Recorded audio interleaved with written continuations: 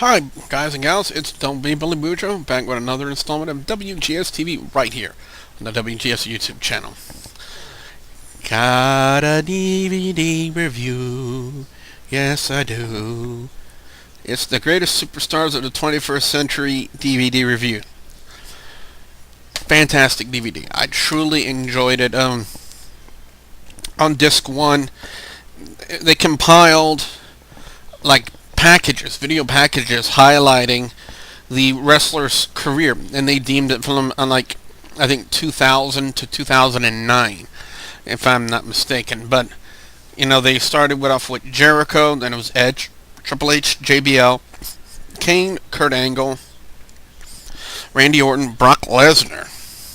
Now, one thing I did find interesting was the Decade of the Divas. Yeah, it was the Decade of the Divas because it's not anymore. Not in the WWE. No, not with the way things have been going. Then they talked about Jeff Hardy. This is pre-crack or probably during crack. I don't know. They had the Big Show, the late great Eddie Guerrero, Shawn Michaels, The Rock, Booker T, Shucky Ducky Quack Quack, Stone Cold Steve Austin, Undertaker, Rey Mysterio, Batista, and guess who they ended it with, guys? John Cena. Not saying anything, but we all know that John Cena is WWE's poster boy.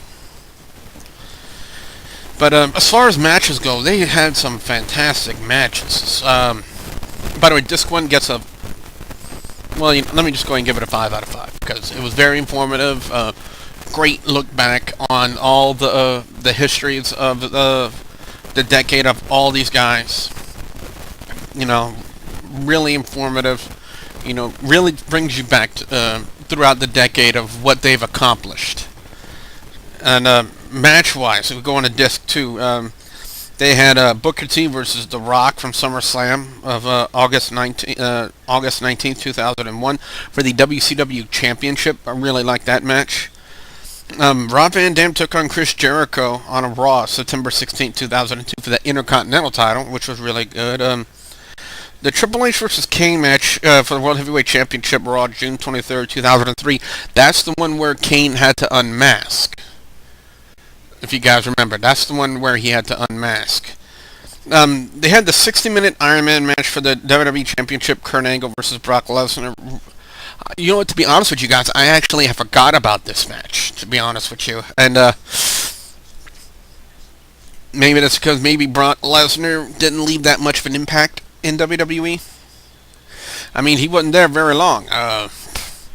2002 to 2000, I'm gonna say 4 or 5, I think, because I know at it was like WrestleMania 20 was Brock Lesnar's last appearance. This 2, I'm gonna go for 4.5 out of 5. Simply because I forgot about, I'm going to deduct a half a point, simply because I forgot about the Iron Man match, and that's, I don't know, I really don't know why I didn't remember this match. I remember the feud more than anything from Kurt Angle and Brock Lesnar, the one that culminated from Royal Rumble to WrestleMania of that year, which was 2003.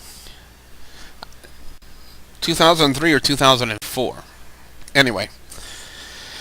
Going to Disc 3 as I continue to make a blithering idiot out of myself. They opened up with there's a Fatal 4-Way match for the WWE title at Armageddon, December 12, 2004. JBL versus Undertaker versus the late great Eddie Guerrero. And versus Booker T, Shucky Ducky, Quack Quack. Great match. I really enjoyed it. Really, really good. JBL was really good back in the day. It's a sad thing that he had to succumb to basically the same thing that Shawn Michaels, that ended Shawn Michaels' career, was back injuries.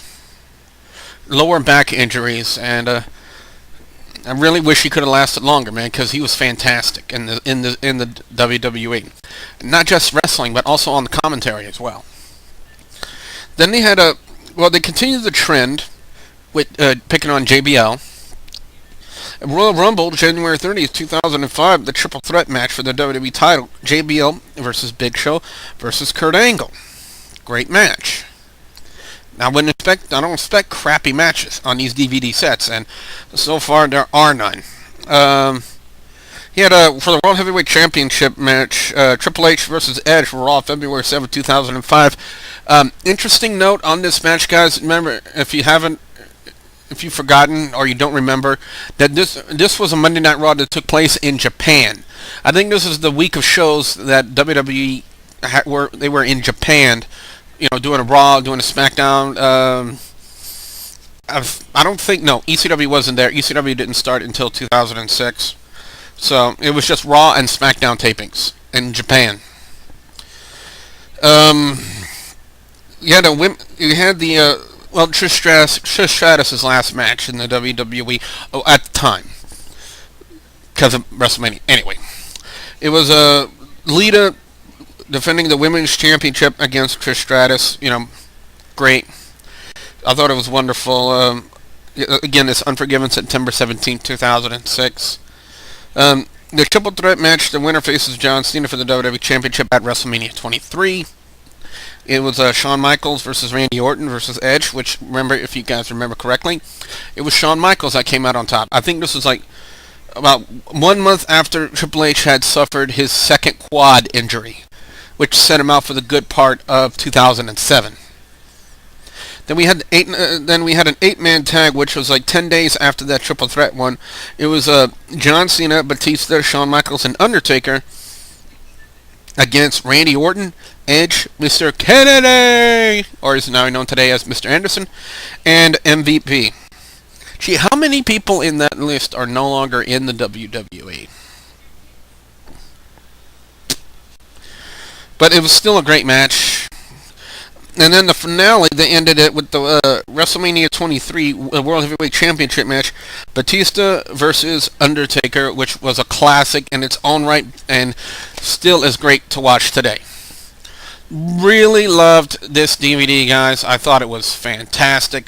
Overall, it's going to get a 4.5 out of 5.